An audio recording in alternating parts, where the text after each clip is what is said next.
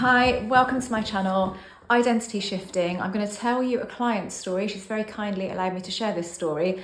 I'm also going to talk to you a little bit about myself and a little bit about what this is going to mean to you if you decide to do this.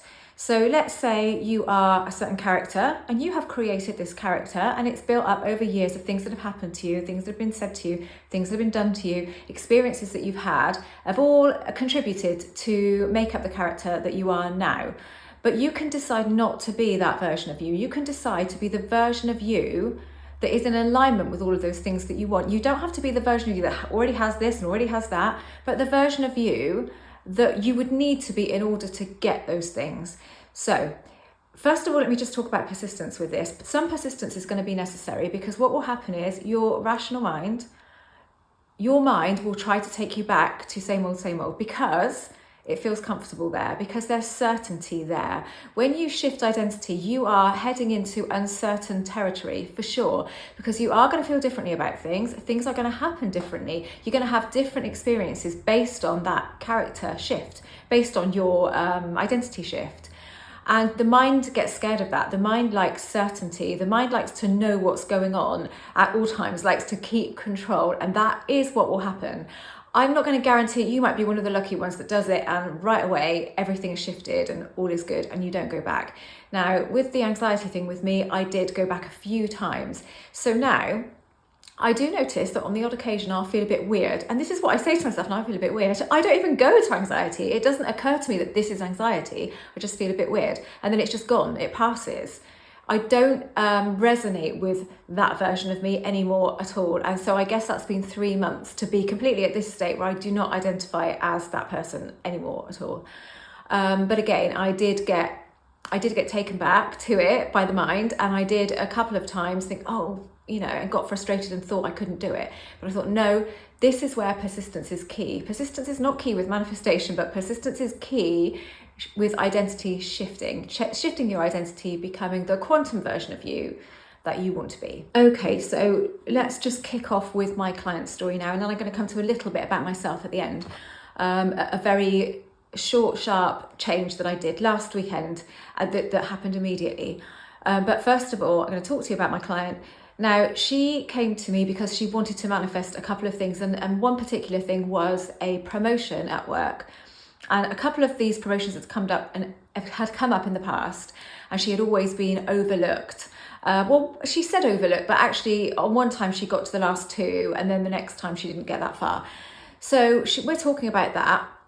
And then she said, but of course I never get what I want. I never get the things I really want. And I said, oh, and that was a massive red flag. And I said, okay, this is a big deal. There is no point in me talking to you about manifestation and manifesting this job whilst you have that going on. We have to look at that. Why do you think that? She said, well, it's just a fact. It's just always happened throughout my life that I've never got what I wanted, what I really wanted. Not necessarily what I wanted, but the things that I really want, I just don't get. So I said, okay, well, that's come from somewhere, because any pattern like that in life, it comes from something. There will be something in there. And she said, no, I've looked at that and there's nothing. Well, there was such an obvious thing. I said, it's probably going to be something way, way back. Let's go back to your younger days, your primary school. It's probably going to be something from there. If it's been this long, it's been going on. No, I don't think so.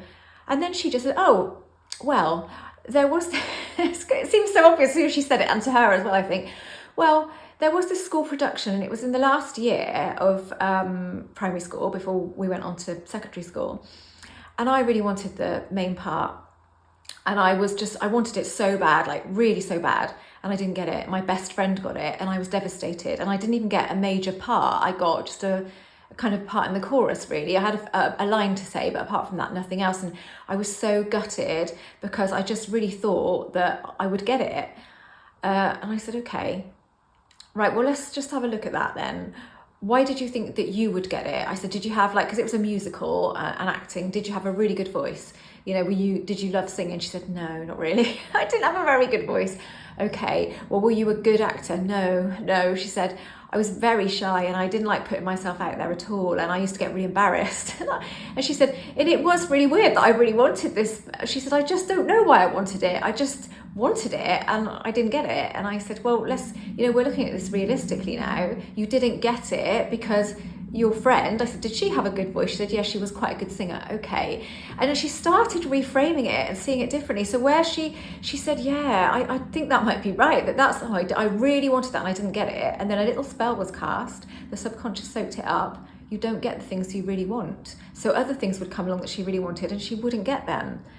And it all, in my opinion, stemming from this one thing. And then she totally got on with that then. But she said, I've never thought about that. I haven't really thought about that much over the years at all. But God, it makes complete sense. And when you reframe something like that, you can get instant power from that, an instant shift. This is not how we shifted, but this is part of it. But this doesn't have to be the case. It was such an obvious red flag to me that I wanted to know where it come from. It was fascinating and it was such a good conversation. Now, I said to her, well, I completely resonate with this because when I was at school, at primary school, particularly the age of sort of 11, where you got lots of writing, you used to get alpha books and beta books. So if you were on the alpha books, you were clever. If you were on the beta books, you were not so clever. Or you were, that sounds really bad, but you were like, so I was on beta for maths because I was always rubbish at maths, and alpha for English because I was always pretty good at it. And I had an inflated idea of how good I was at writing and English. I really did. I thought because I would come up with really good stories and I knew that they were good, and I got really into it and I would write and just really love it. I think that's a great story.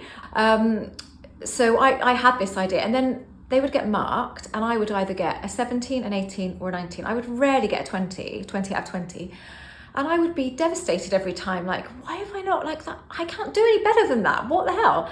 Well, I wasn't thinking what the hell at that age, but I didn't understand it. And I just thought that why can my teacher not see that I'm better than this? Like, I am better. Well, I know I am, so why can she not see that? And that stayed with me throughout a lot of my life until a few years ago, really, until I realised what it was. I had this realisation of, oh my God. And then I reframed it and I thought, oh, for goodness sake, like my punctuation was crap back then. I didn't even really understand punctuation, to be honest.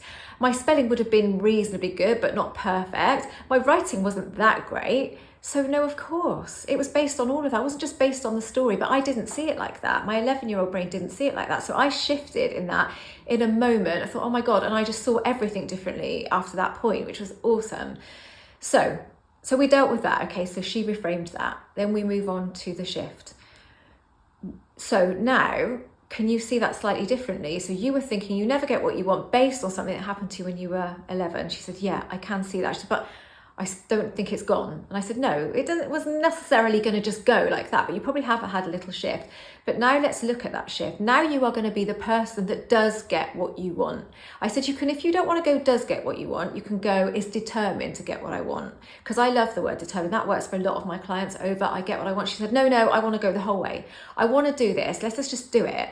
So she had said about this promotion, there was 4 people going for it, her and 3 others. And she had been telling me how all of the other people were more likely to get it, even though she thought she was best at the job. And I said, well, there you go, telling a story. So if you tell that story, then one of those people is going to get that job. So you need to stop telling that story, see yourself all on a level playing field, or you could see yourself slightly in front if you think you're the best person for the job. But either way, it isn't going to matter. If you're telling yourself you get what you want, I believe you're going to get this job. And I said, and from what you've told me, from a third party perspective, somebody sitting back observing this, why would you not get this job? You are the best person for the job. So I think that helps as well when somebody else says that. So she said, okay, this was the job that she did. And I only worked with her, so we had 3 sessions. And she did get pulled back. So she said, I feel really powerful. I feel like I can do this. I've got this. I do get what I want. I do get what I want. And she said, I'd feel that for a few days. And then I would feel myself completely slip back to I don't get what I want. Oh, but and I said, yeah, that's the mind. It's pulling you back to just pull yourself back again. This is a constant thing. You do it until you feel quite settled in that new version of you. And you do it knowing that if you do ever slip back, you just pull yourself back again. It's a simple exercise. Pull yourself back. Double down on the new character. Double down. You can do this. You've got this. Everybody, all of you guys can do this. Just double down. Do not let your mind take control and take you back to where you were. Do not reside in that area. Do not reside in that character. Do not reside in that identity. Bring yourself back, but accept that you are going to probably go back there a few times before you are comfortable where you are and you actually feel like this new version of you. So then we move on to the point of the interview. So I knew when the day that she was having the interview, wished her luck. And she said, should I really double down now really hard and go, I get what I want, I get what I want? And I said, no, I wouldn't do that. I think you're in a reasonably good place now. You have had enough of a shift to just go into this comfortably, just go into this without expectation, knowing that you've done the inner work, you've done the best that you can do. And I always say this to myself, if this doesn't work out, okay, something else is going to come along even better. And I know people don't like that because you say, oh, you're just giving in and saying that it won't happen. Not at all. It's just a way of allowing your mind to kind of settle, really. It just helps. It helps me. And you just got to do what helps you, haven't you? You've got to do what works for you. So she had the interview. A few days later, email comes in, she has the job, yay!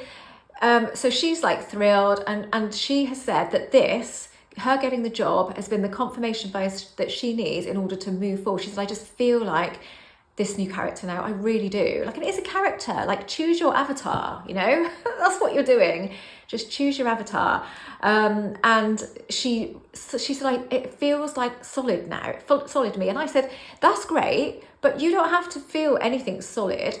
You know, be comfortable in the moment, but no, don't see things as solid, really. See things as fluid, because you might want to shift into some other character. You know, nothing has to be solid. If you want to see it as solid, cool, do that. I don't. I like to see everything as completely fluid. It's just moving, and I'm moving with it. I'm bending space and time every moment of my life. Even right now as I'm sat here, I don't know how, but I am. I don't know what's going to happen today. Today is completely unknown. I don't know what's going to happen for the rest of the day today. And I've got things going on in my life, and I don't know what's going to become of them. But now, the person I am now, I don't need to know. I don't have that urgency in me that I always used to have. Like, everything has to happen now. I'm still impatient. I still want things fast, I guess. I still want things to show up faster rather than not. But I don't have that, God, you know, this urgency that I have to see evidence of everything now. I just don't have that in me anymore. And that has been a complete shift in identity. So I'm just going to tell you a little brief story about what happened to me on Saturday. It wasn't anything really that happened to me, but so something was going on in my head, just in my head. And I was out with my two friends, and we'd gone away for the day. It was going to be a long day, but a nice, enjoyable day. And I felt a certain way, and I didn't like it. It was so uncomfortable. And I just thought, and I thought to myself, in the moment, I brought Arnie to mind, Arnold Schwarzenegger, where he would say to himself whenever he did this, oh, don't be such a baby, you little baby. And I kind of felt that energy of that. But then I shifted immediately, and I thought, no, I cannot be this version of me. I can't. This is going to like impact my whole day. And I shifted in the moment. I thought, no, I'm strong. You know, I got this.